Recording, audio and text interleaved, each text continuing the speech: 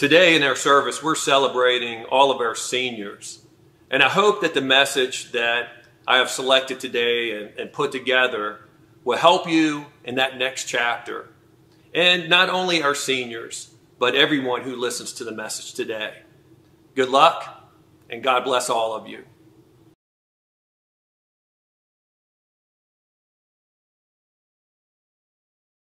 Good morning. Welcome to the Spring Hill online service. Today is senior recognition, and my name is Max Kinsey, and I'm graduating from William Monroe High School and headed to Virginia Tech. Let's go to the Lord in prayer. Dear Heavenly Father, thank you for this morning. We thank you for all those that are online service worshiping. We thank you for the graduates and their next step that they take in their lives. Pray that you guide them and bring them wisdom to what their future holds. We pray for a great service, that you bring wisdom to us today that we can take and use in our daily lives. We pray these things in your Son's name. Amen. Amen. This is the day that the Lord has made. Let us rejoice and be glad in it.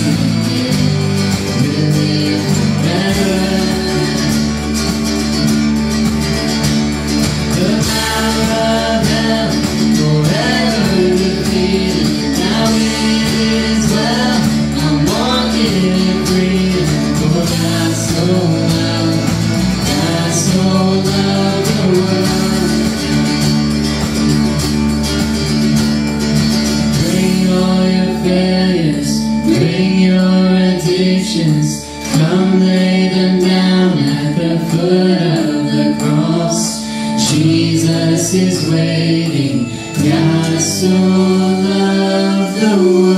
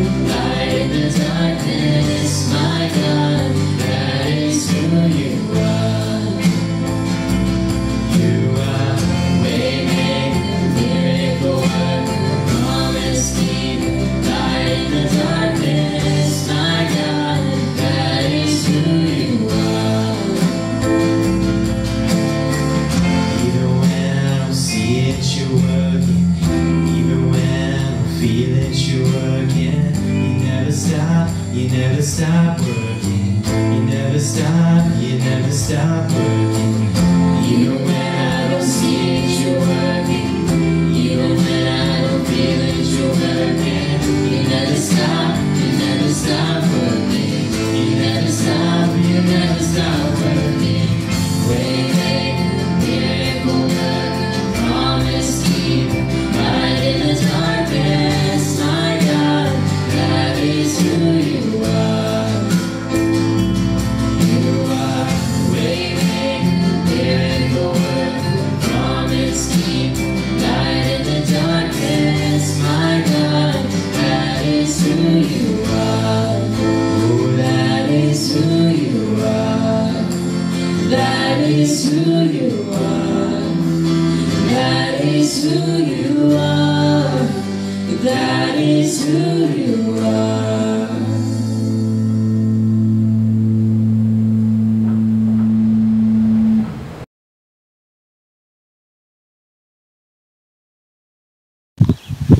Hello, I'm Bryson Talbert. I'm a senior at William Monroe High School, and I'll be attending Longwood University in the fall. Hi, I'm Ryan Taylor. I'm a senior at William Monroe High School, and I'll be attending Gardner-Webb University in the fall. This is the time in our service for the offering. There are 5 different ways you can give. Online, bill pay, YouVersion, Mailing it to the church office. Or at service. Thank you.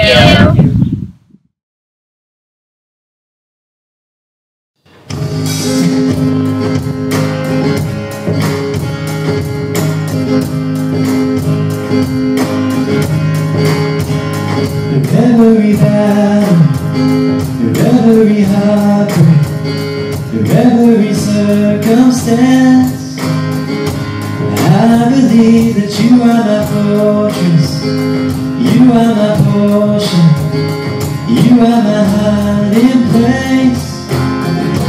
I believe you are the way, the truth, the light.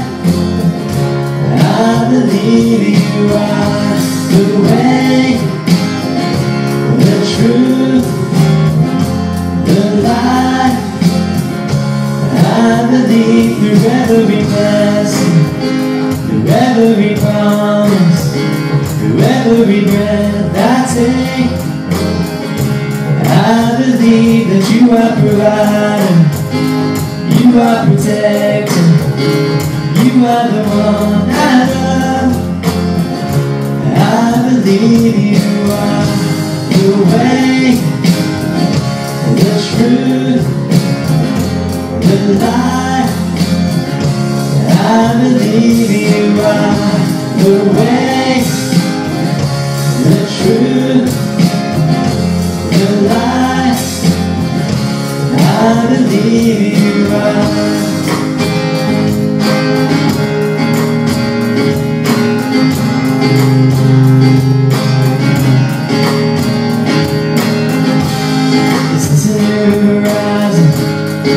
Set on you, and you meet me here today.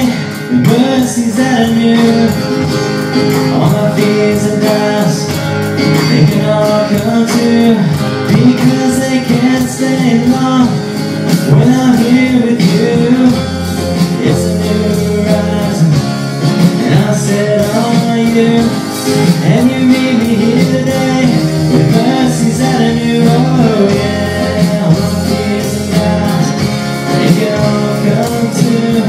Because they can't stay long when I believe you are the way, the truth, the light. I believe you are the way, the truth, the light. I believe you are the way, the truth, the light. I believe you are the way, the truth, the light. I believe you are.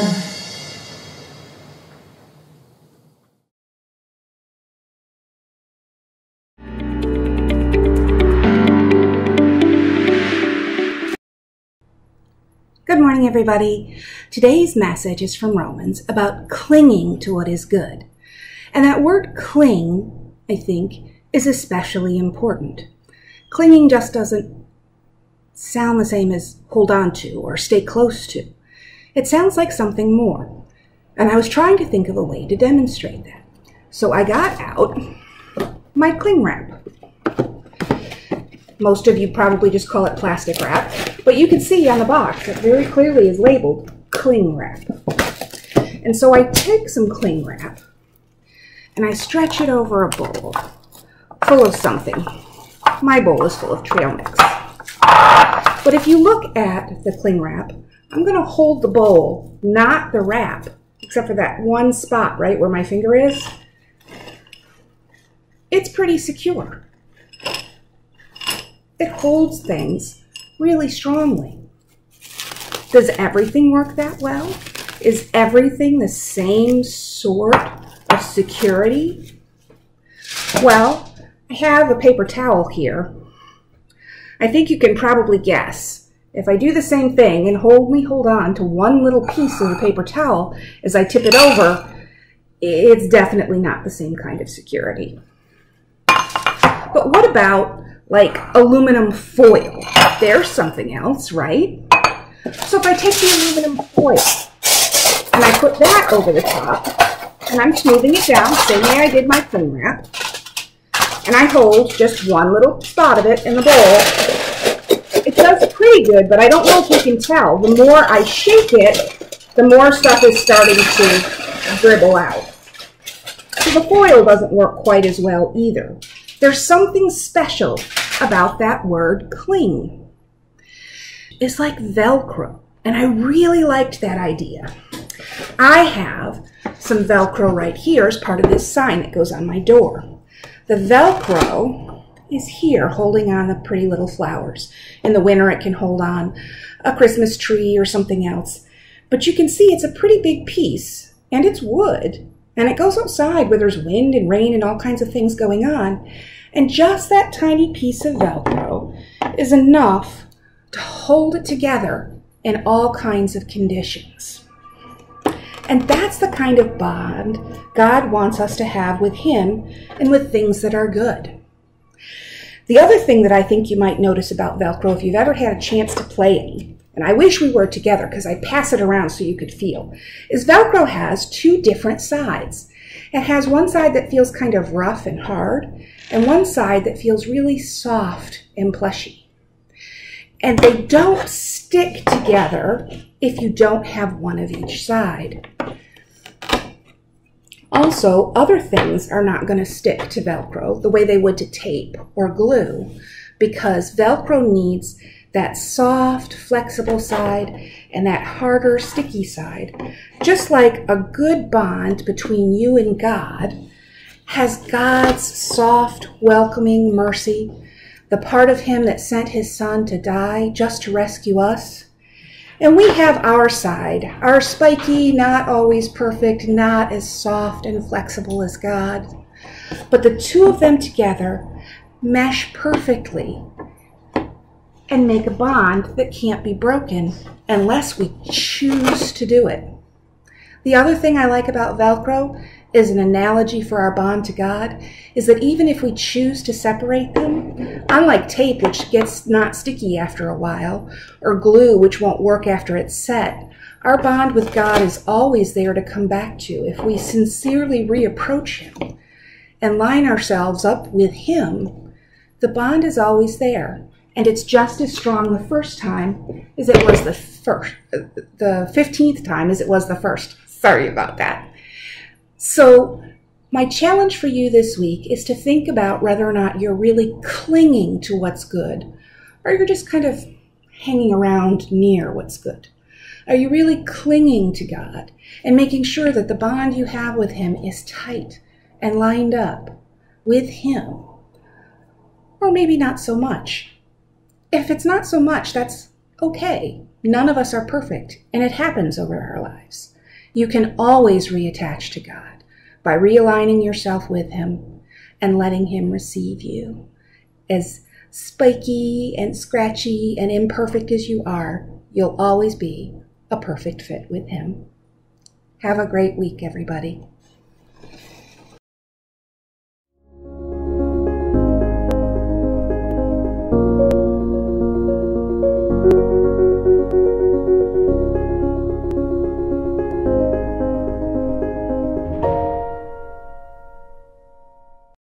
Hey everyone, this is Mike Alley, Associate Pastor here at Spring Hill Baptist Church. I hope you and your family are doing well. Please let us know if there's something that we can do for you, a friend, someone at work, someone in your neighborhood, or just even in the community. Call our office and we'll do whatever we can to help you or that friend out. So this morning we're going to continue our sermon series entitled Resurrection Living, Rejoicing in Hope. And our theme this morning is Velcro to good. The year was 1941, and a man named George DeMestrel went out for a walk with his dog. It was an enjoyable walk, but when he returned, he noticed something that was very annoying.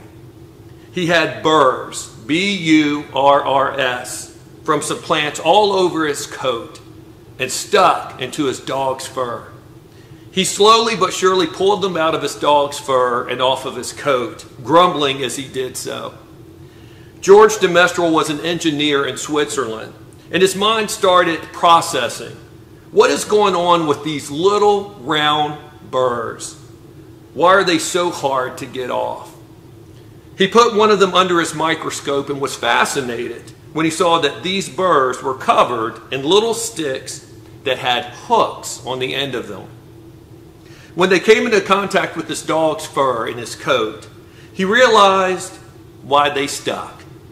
As an engineer, he started thinking, wait, if these burrs can stick so well, and all they need is a hook, and something for the hook to go into, why can't I reproduce that?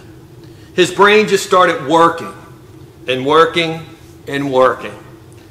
He began working on a product that took him several years, a lot of trial and error, and a lot of things that did not work before he found the thing that did work. And that thing that did work is the product that we know as Velcro. He started working and came up with something called the hook and loop system, which is why Velcro works. One side of the strip has the hooks, and the other side has the loops. So that when you take these two separate strips and you put them together, the hooks grab the loops, thousands and thousands at a time. That is what makes Velcro stick. That is what makes it so strong. Now, I don't know if I believe this or not, but people who make this stuff say that a small piece of Velcro is strong enough to hold a person's body weight up against a wall. Now, I thought about testing this out on Steve today, and that would be memorable. But we're going to take their word for it, that this Velcro stuff is really, really strong. Now, you may never have thought of it this way, but we as followers of Jesus are like a strip of Velcro. Have you ever considered yourself a strip of Velcro? I kind of hope not. Probably not. But in at least two ways, if not more, every follower of Jesus is like a strip of Velcro. The first way a follower of Jesus is like Velcro is that we are and should be attached, just like the strips are connected together. No strip of Velcro is all alone. It's made up of two strips, one with the hooks and one with the loops. If they're separate, they're worthless. Has anyone ever come up to you and asked, hey, can I have just one side of that Velcro strip, please? No, because it would be worthless. Unless these strips are put together and attached, they're pointless. Followers of Jesus are like a strip of Velcro in that they should be attached to Christ and one another. Of course, Paul didn't know anything about Velcro. The book of Romans was written just a few years before Velcro was even created. The flow of Romans 12 moves from getting a grasp on who we are, he, we, and me. Steve spoke about that last Sunday. To our relationships with one another in verses 9 through 12. the Apostle Paul gives specific commands that holds the key to how to love one another the way that Jesus loved his disciples. So let's turn to Romans 12, verses 9 through 12. Please feel free to pull out your Bibles, or you can use your favorite Bible app. A lot of people like the YouVersion app, the little brown Bible app. Paul tells us, love must be sincere. Hate what is evil. Cling to what is good. Be devoted to one another in love. Honor one another above yourselves. Never be lacking in zeal, but keep your spiritual fervor serving the Lord. Be joyful in hope, patient in affliction, faithful in prayer. Mother Teresa, the Catholic nun who devoted her life to serve the poor in Calcutta, India, once said this: "Not all of us can do great things, but we can do small things with great love." She, of course, did both. Mother Teresa had helped literally tens of thousands of blind, aged, disabled, homeless, and leprous people by the time she passed away in 1997. She even won the Nobel Peace Prize in 1979 for her humanitarian efforts. But the real prize for her was the people. Loving people one life at a time with genuine, authentic, and sincere love. That's what Paul is speaking about in today's first verse. He says, love must be sincere. It's so easy to fall into the trap of pretending to love someone. We can pretend to listen to someone when our minds are really elsewhere.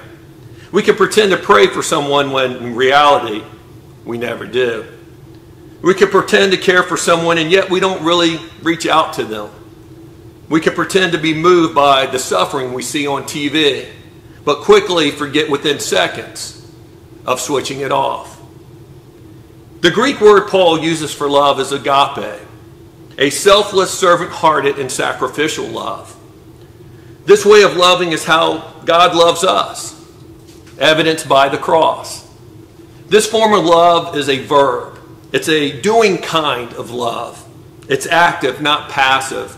It's participating, not spectating. John, one of Jesus' closest disciples, said this in 1 John 3, 16 through 18. This is how we know what love is. Jesus Christ laid down his life for us, and we ought to lay down our lives for our brothers and sisters. If anyone has material possessions and sees a brother or sister in need but has no pity on them, how can the love of God be in that person? Dear children, let us not love with words or speech, but with actions and in truth. Do you know what John is saying here? Talk is cheap. Actions speak louder than words. If we really love someone, we will listen to them. We will give them our full attention. If we really love someone, we will pray for them, not just tell them that we'll pray for them. If we really love someone, we'll do all that we can do to help them with the resources that God has given us. If we really love someone, then we'll never just walk by. And you're probably thinking, Mike, but how can I help everyone? You can't. But you can help somebody. And that's what Mother Teresa did. Every day we need to give ourselves to love others. Then, just like Mother Teresa, by the end of our lives, we'll discover that we may have loved thousands. You may never know how much your love is appreciated, but it is. As followers of Jesus, we are to love what God loves and love how God loves. But in the second part of Romans 12, verse 9, Paul also reminds us that we need to hate what God hates. If love should drive us to action, then hate should drive us to action too. Someone once said, the only thing necessary for the triumph of evil is for good men to do nothing.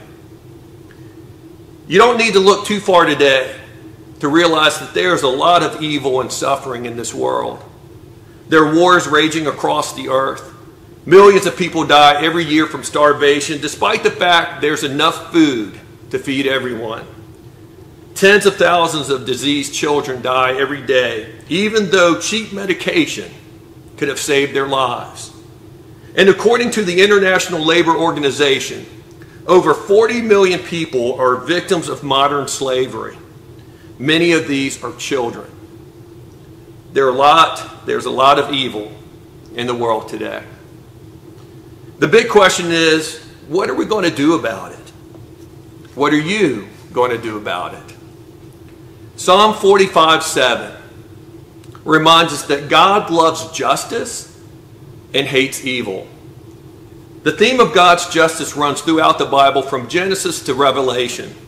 We see time and time again a God who sides with the poor, the oppressed, the excluded, the diseased, the disabled, the orphaned, the widow, and the outcast.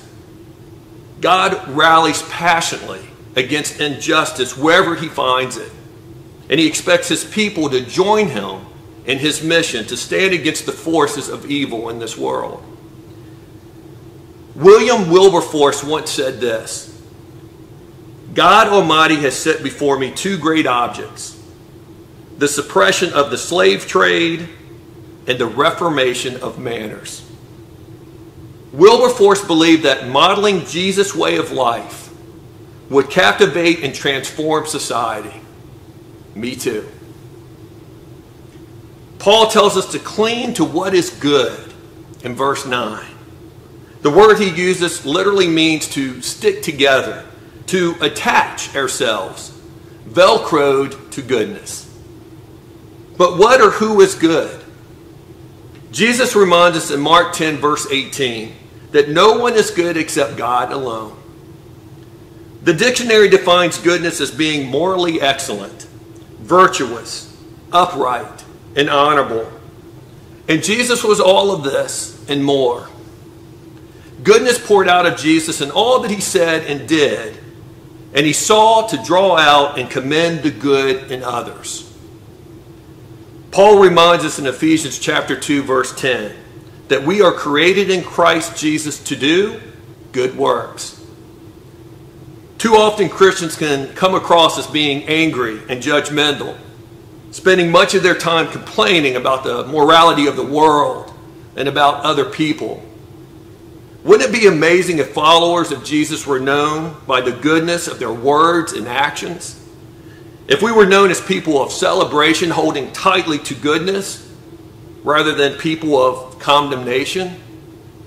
Being devoted to one another in love, honoring others before ourselves. I want you to picture this scene. The disciples are in the upper room, having a feast of a meal with Jesus, unaware that this will be the last meal he enjoys before his impending crucifixion. It's already been an emotionally charged evening. Jesus has washed the feet of every disciple in the room, and he just revealed the betrayer Judas, who has now fled the building, ready to turn Jesus into the authorities. The atmosphere is tense, and every man is ready to point the guilty finger at his neighbor, his friend. And then into this moment, Jesus challenges their unspoken judgmental thoughts when he says, I'm giving you a new commandment. Love one another as I have loved you, so you must love one another. By this everyone will know that you are my disciples if you love one another. John 13 verse 34 and 35. Jesus commands them not about a strategy, not about doctrine, but about how they should treat one another. He commands them to love one another in the same way that he loved them. He loved them unconditionally, sacrificially, openly, and when it wasn't convenient. He met them right where they were, and he loved them just as they were, believing in them when they didn't even believe in themselves. He was now calling them to imitate him in their relationship with one another. But why? Why was it so important that the disciples love one another in the way that Jesus loved them? The answer? That the world will know that God sent his Son to save and forgive them. The greatest and most powerful apologetic in the entire world is not an argument from a book, but the love Christians have for one another. When we generally love one another from the heart, the world stands back in awe and wonders what makes them care so deeply for one another. As followers of Jesus, as the body of Christ, the church as a whole, is a powerful testimony to the world of what Christ is able to do. One of the incredible things about the church is that it's meant to bring people together of every age, background, story, race, and struggle, and so on, and unite them in Christ. We shouldn't judge each other or criticize each other because we're all a work in progress who have experienced the life-giving grace of God. If we really are committed to honoring people, we will put them first. Imagine what the world would look like if everybody was committed to honoring each other, putting the needs of others before their own. The world would be a very different place, wouldn't it? When I was coaching football back in the day, I always reminded my players, don't waste your time. Put everything in that you have during this time together. Give your best. If you don't, then you're not only wasting your time, you're wasting the team's time. In verse 11, Paul reminds us that we need to be passionate in our serving. Paul says, never be lacking in zeal, but keep your spiritual fervor serving the Lord. In other words, let's commit to do something that will help fire us up in our faith. And here are a few reasons why we need to be totally committed to working hard and giving our best. First, anything worth having is worth working hard for. If we want a great marriage, we will have to work hard. If we want to do well in our job, we will have to work hard. If we want to win the big game, the tournament, we have to work hard. If we want to be a faithful follower of Jesus Christ, then we have to work hard at it. Secondly, Paul reminds us in Colossians 3, verse 23, that we should be working for and serving our Lord Jesus Christ. God is our boss in everything that we do. And so it's good to give our very best to our heavenly boss. He is the best boss in the world overall, after all. He is for us. He's always with us.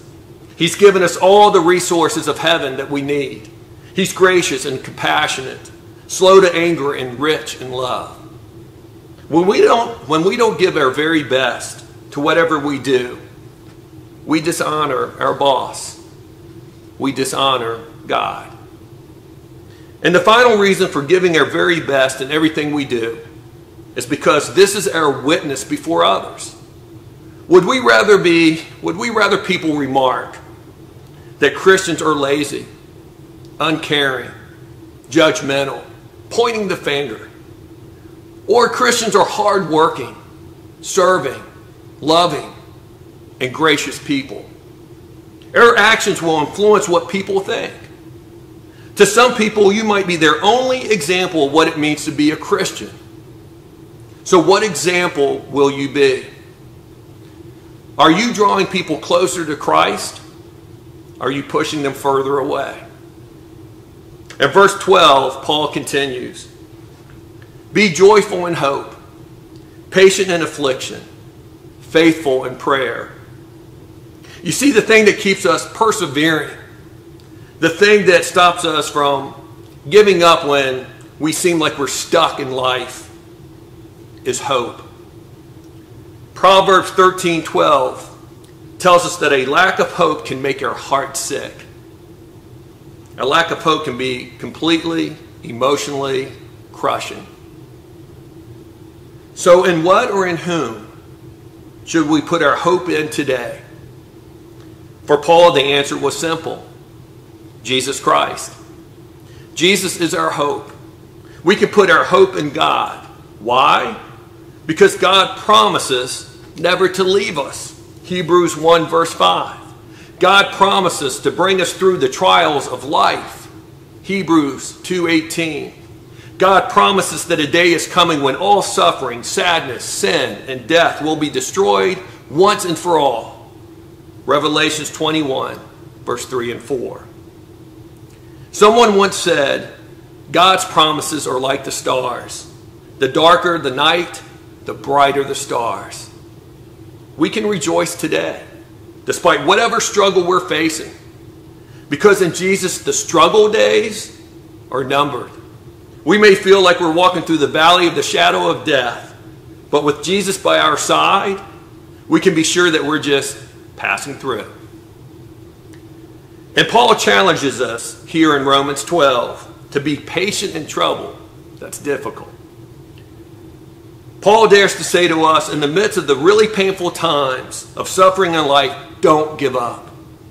Hold on to God. Be brave and endure it, knowing that you will come out on the other side. In Matthew 5, verse 45, Jesus reminds us that the sun shines and the rain falls on both the righteous and the unrighteous. Good and bad stuff happens whether you're a follower of Jesus or not. The big question is not will you face tough times? You will. The big question is, how will you respond during those tough times? When asked what the secret was of his spiritual power, Charles Spurgeon replied, knee work, meaning he was on his knees praying. Jesus tells the story of a persistent widow who nags an uncaring judge to the point that he eventually succumbs to her demands. Jesus reminds us that if an unrighteous judge will eventually give into a persistent petition, then how much more will our loving Father, God, respond to our heartfelt, persevering prayers. Jesus' message is the same as Paul's. Keep praying and never give up. The answer might be just around the corner. These concepts Paul was trying to get across to the early church, and the concepts that God is trying to get across to us today are very much real and very much like Velcro. We as followers of Jesus should be united, connected, attached, doing life together, on mission together, loving God and loving people.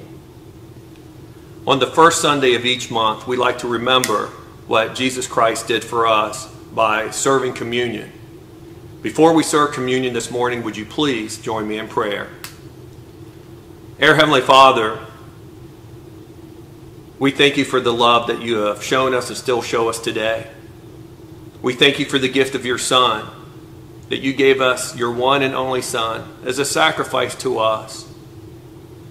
And Jesus, we thank you for the sacrifice that you made for us on the cross, that you died and rose again on our behalf, that we were forgiven, shown grace by your actions. Help us to have those same actions, that we will sacrifice ourselves to help and support others around us. We love you and we thank you. It's in your name that we pray. Amen. So we're going to start with the bread, and you may have like a little cup that has bread at the bottom and juice at the top. And so we're going to take the bread. On the night that Jesus was betrayed, he took the bread and he passed it among all his disciples, saying, "This is my body, broken for you. Take and eat in remembrance of me."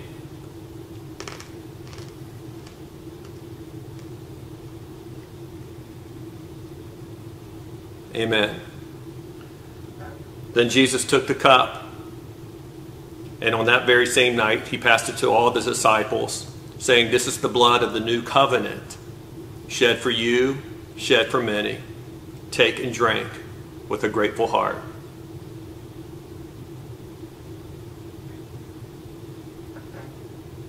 Amen. Thank you for joining us at the Lord's table this morning.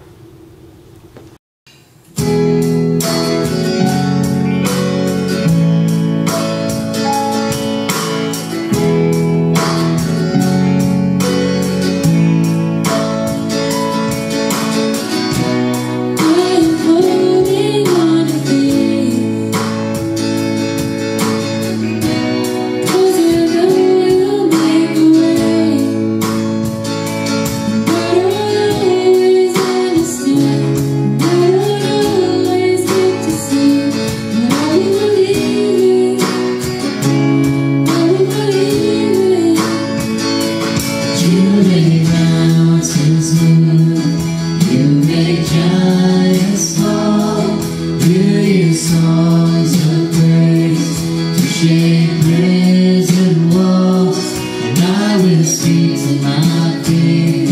I will reach the night out.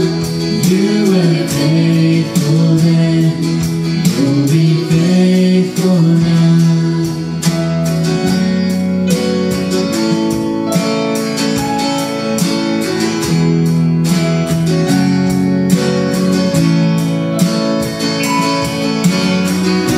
And I am standing on your word. I'm calling heaven down to earth, and you will find my enemies. This will end in victory. I will believe it. I will believe it. That you make mountains move. You make giants fall. You use songs of praise to shake prison walls. I will speak to my fear. I will preach to my doubt. You were faithful then, you'll be faithful now. You were faithful then, you'll be faithful now. And I know you never fail. Yes, I know you never will. And I know you never fail. Yes, I know you never will. 'Cause you make mountains move, you make giants fall. You use songs of praise to shake prison walls. And I will speak to my fear. I will preach to my doubt. You were faithful then, you'll be faithful now. You were faithful then, you'll be faithful now.